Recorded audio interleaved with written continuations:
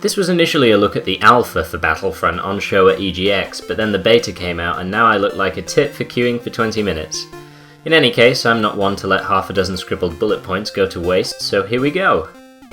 In its current form, Star Wars Battlefront offers 3 different playable maps and modes. There's a wave-based survival mission on Tatooine, which can be either single player or co-op. There's a 10v10 King of the Hill type mode on Sullust, yeah, me neither, and the 20v20 Walker Assault mission on Hoth, essentially a reenactment of the battle at the beginning of The Empire Strikes Back. I'll have a look at the survival mission first because it's the one I managed to try out at EGX. When news about this game was announced, I was fairly disappointed to hear that there wasn't going to be a campaign, and judging from the example I've seen, the survival missions aren't given too much context or narrative. There's a couple of cutscenes and a smattering of voiceovers from Admiral Akbar, but they mostly serve to direct the gameplay, the only objective of which is to defeat all of the enemies in each wave before using up all of your lives. The idea is to play on successively higher difficulty levels and improve your score. In spite of the relatively shallow concept, it actually served as a great introduction to the game. The environment, the user interface, the character models and the projectiles all look very sharp and authentic, and the soundtrack is the familiar John Williams score. The survival mode isn't a facet of the game that has a particularly long lifespan, but it's a fun enough way to get to grips with it. The Drop Zone game mode on Sullust requires 2 teams to fight to capture escape pods one at a time until a team reaches a score of 5. I didn't play this one much before heading on to the next mode because the objective felt pretty generic and the map is by far the least inspired of the 3 on show. It's an admittedly well-rendered greyish field of rock with a topography that looks like it was modelled from a puke puddle. The Walker Assault game mode is the big one here really, and also my favourite. One thing I'll mention quickly is that I was pleasantly surprised with how smooth my matchmaking experience was, and to date I've had no issues with lag or finding a server. The scenario itself is very expansive, faithful and well scripted. You fight as one of 2 sides in the Battle of Hoth, aiming to either destroy the AT-ATs or defend them until they can destroy the generator of the rebel base. There's a few smaller vehicles for either side to use as well, and it's possible to play as either Luke Skywalker or Darth Vader for a bit. The main stage of the battle is pushed progressively from one end of the map to the other, and it gives the gameplay a natural, almost cinematic feel. In fact, for the authentic movie experience, when playing as a rebel, you'll probably be spawned once or twice directly in the path of an oncoming AT-AT, from which point you can enjoy being mercilessly swatted aside, just like in the film. In other words, the spawning system that is painfully familiar to Battlefield players features in this game, though it's an issue that partner spawning tries to remedy. There are a couple of imbalances at the moment though, making it much easier to win as the Empire.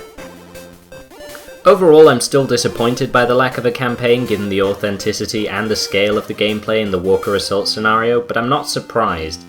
The default view mode in the game is first person. You can switch to the third person mode that the first 2 Battlefront games used, but it'll switch back to first person whenever you respawn. And of course there are no space battles, there's no galactic conquest mode.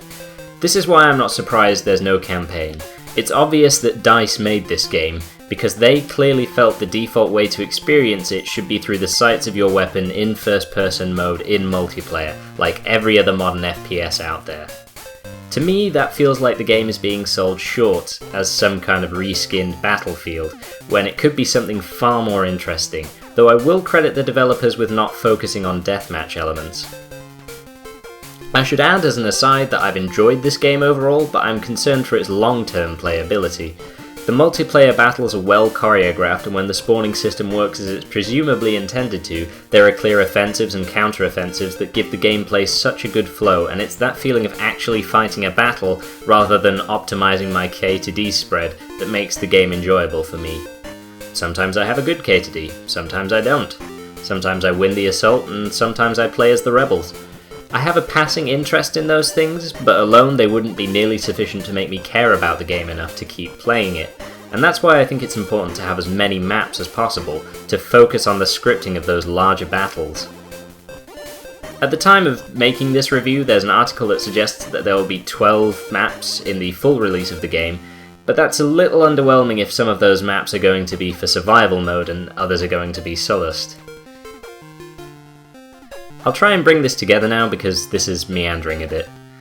Of the 3 available game modes, I only see one with the potential for some longevity as far as my personal enjoyment goes.